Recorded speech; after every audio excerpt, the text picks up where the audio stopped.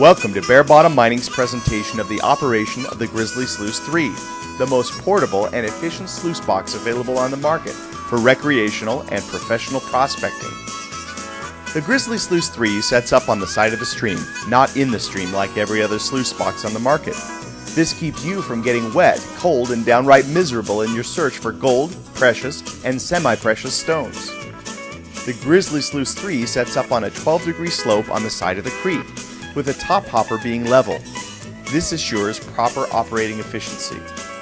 Start dumping your material in the top hopper of the Grizzly Sluice 3. You can either shovel or bucket your material into the top hopper. You can either collect your material off the sides of the stream, cracks in the bedrock of the stream, or crevicing cracks in the bedrock far above the stream.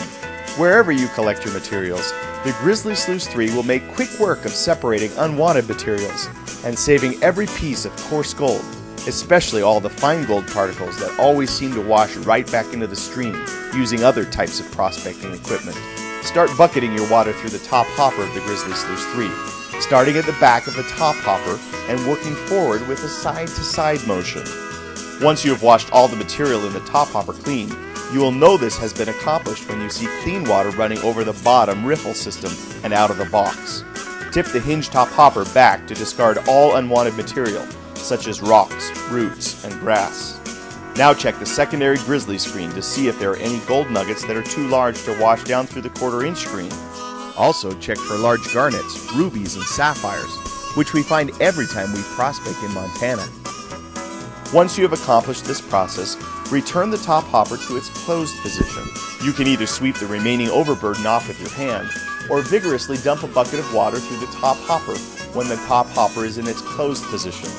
This will wash any remaining overburden off the back of the box without any danger of washing any of the gold out of the bottom riffle system. The material has now carried down over the bottom riffle system, where the material is segregated by specific gravity and engineered hydraulics. All other waste materials flow out of the box and harmlessly back into the stream. After several buckets of dirt have been processed by the Grizzly Sluice 3, you will easily be able to look down into the bottom riffle system and see the buildup of black sand on the back side of each riffle. Now is when it starts to get exciting. You should be able to easily see coarse and fine gold particles collecting with the black sand. Slide a gold pan under the bottom edge of the Grizzly Sluice 3. Unsnap the hinge riffle system. Raise the hinge riffle system. Hold the riffle system up with one hand and grab the retention material with your other hand. Slide it into the gold pan, which you have filled about 3/4 full of water. Now turn the retention material upside down and swish it back and forth gently in the water. Then tap the retention material lightly against the top of the water. This will dislodge any remaining gold particles caught in the retention material. Return the retention material back under the hinged riffle system and re-snap back into place. Now you can take the concentrates that are left in your gold pan and dump it in a black sand container and later go through it when you get home.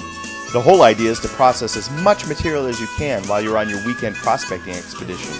There will be plenty of time to count nuggets once you get home. Congratulations! You have now successfully processed 20 times the material you would have by simply panning alone. There's plenty of gold and precious stones out there.